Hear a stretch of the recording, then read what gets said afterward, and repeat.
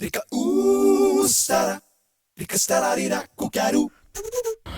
दोस्तों, नमस्कार साथियों।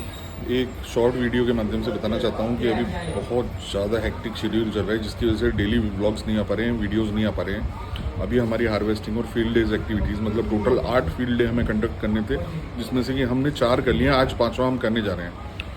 तो कल वाले फील्ड डे को करने के बाद जो हालत हुई है ना हमारी, कल हमारे सिमल टापू गोकुल काटा में एक फील्ड डे था, जिसमें हमारे साथ जॉइंट विजिट किया था ईरी की टीम ने और नेफेड की टीम ने। तो इन शॉर्ट मतलब 60 सेकंड में बात खत्म करनी है तो आपको ये बता दूं कि शाम को पूरे दिन एक्टिविटी की वीडियोस बनाए, और जैसे ही एक्टिविटी खत्म हुई वैसे ही बारिश पड़नी स्टार्ट हुई। हम लोग सुबह 4 बजे कोकराझार पहुंचे हैं और 4:30 बजे हम लोग सोए हैं। ना तो नींद पूरी होने ना कुछ, और आज की भी एक्टिविटी है मोजाती गाँव में। तो चलिए शुरू करते हैं। वीडियो देखिएगा, डिटेल्ड वीडियो आपको इसी चैनल पर मिलेगा।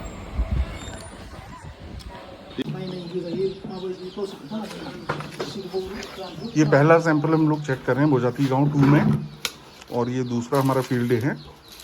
तो ये हमने मिक्स करके सैंपल लिया है। इसमें से 125 ग्राम अभी हम निकालेंगे और उसका वेट करेंगे।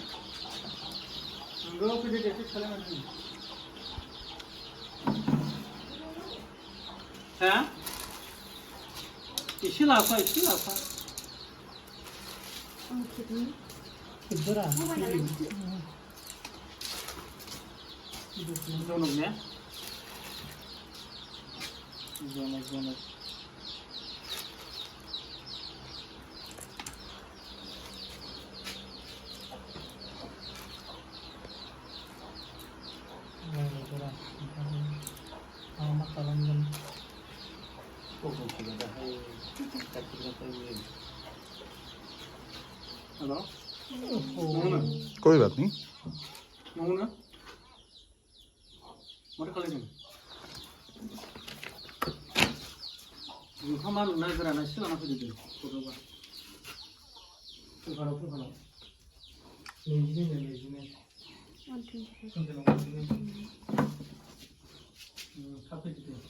मॉइस्चर नीचे गर्मी दिखा देना।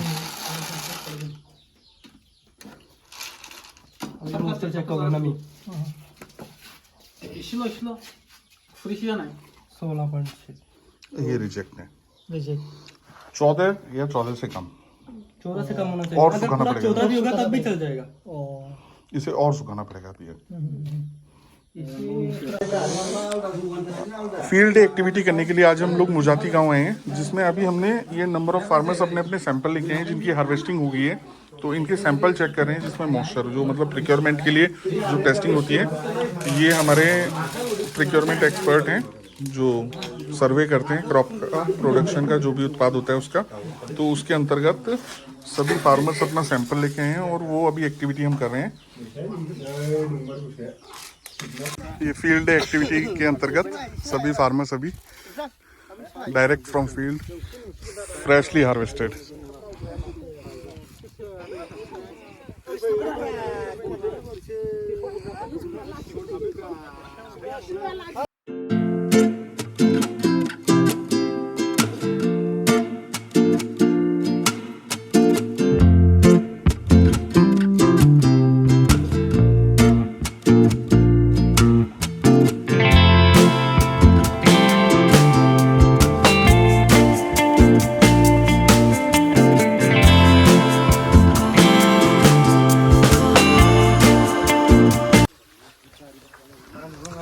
ये अभी हमने फील्ड एक्टिविटी किया है। सारे फार्मर्स वापस जाते हुए बैक टू पवेलियन। फील्ड में आए थे, काफ़ी दूर था। तो ये देखिए कुछ ऐसा है।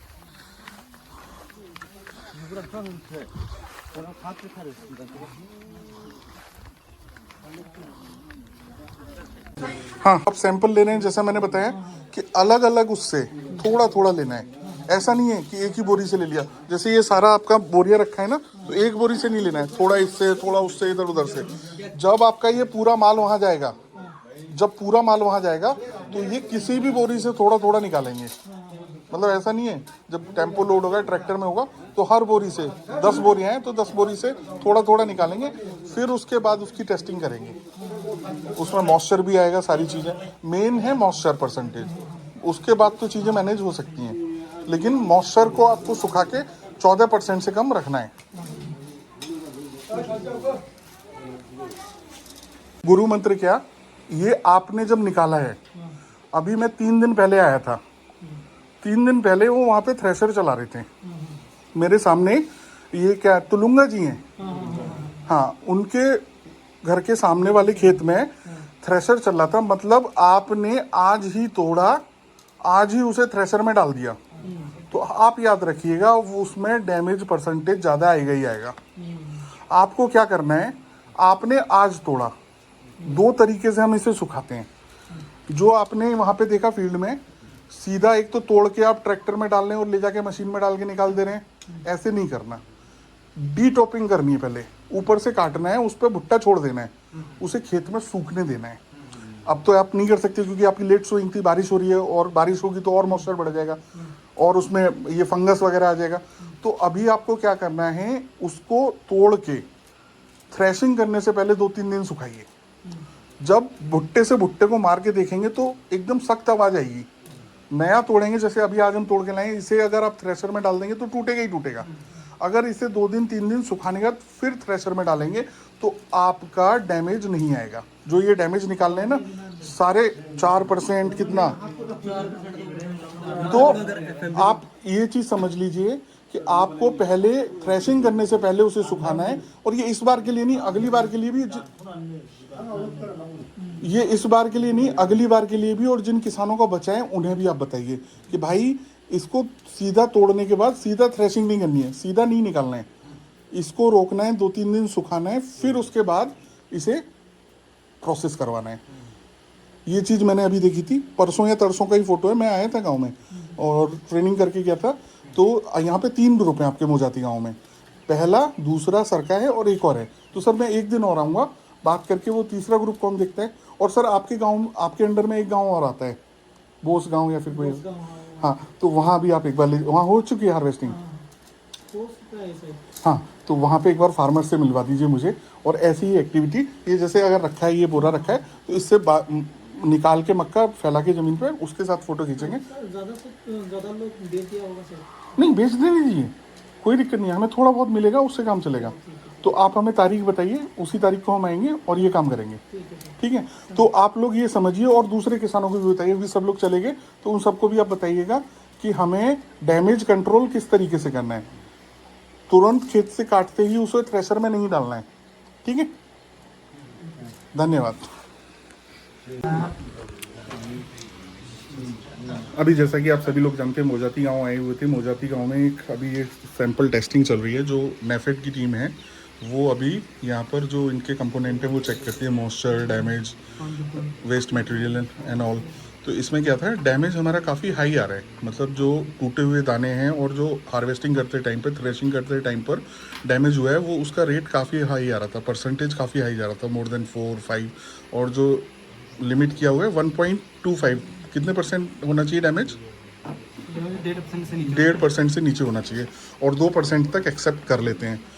तो नहीं मिल रहा था सॉल्यूशन और नहीं समझ पा रहे थे क्योंकि मशीन से हो रही है और सारी चीज़ें सेम हो रही हैं। तो उसका एक काफ़ी अच्छा सॉल्यूशन मिला अभी, जिसमें हमने अभी दिल्ली बात की तो सर ने बताया कि सीधा प्लांट से लेके उसको थ्रेशर में नहीं डालना है, उसे कुछ दिन सुखाना है क्रॉप को, और सुखाने के बाद फिर उसको थ्रेशर में डाल के अलग करना है दाना। तो उससे ये डैमेज नहीं होगा और इतना मेजर डैमेज नहीं होगा जो 4% 5% जा रहा है, क्योंकि दाना कच्चा होता है तो वो टूट जाता है। अगर दाना पका होगा, थोड़ा सा मैच्योर हो जाएगा, सूख जाएगा, तो वो या तो डीटॉपिंग करके प्लांट पर ही सुखा देना है क्रॉप को, या फिर तोड़ने के बाद धूप लगानी है, फिर उसके बाद उसे थ्रेशर में डालना है। तो बस यही था, एक आज का एक नई चीज़ सीखने को मिली जो हमें भी नहीं आती थी। और ये देखिए सभी फार्मर्स का भी चल रहा है सैंपल, काफ़ी सारे हो चुके हैं और कुछ बचे हैं। बहुत टफ लाइफ होती है फार्मर्स की आसाम में। देखिए घर भी कुछ ऐसे होते हैं, बारिश बहुत होती है तो सारे घर लगभग ऐसे होते हैं। देखिए दूर दूर तक आप वहाँ पर भी आपकी निगाह जारी होगी। ICARIIMR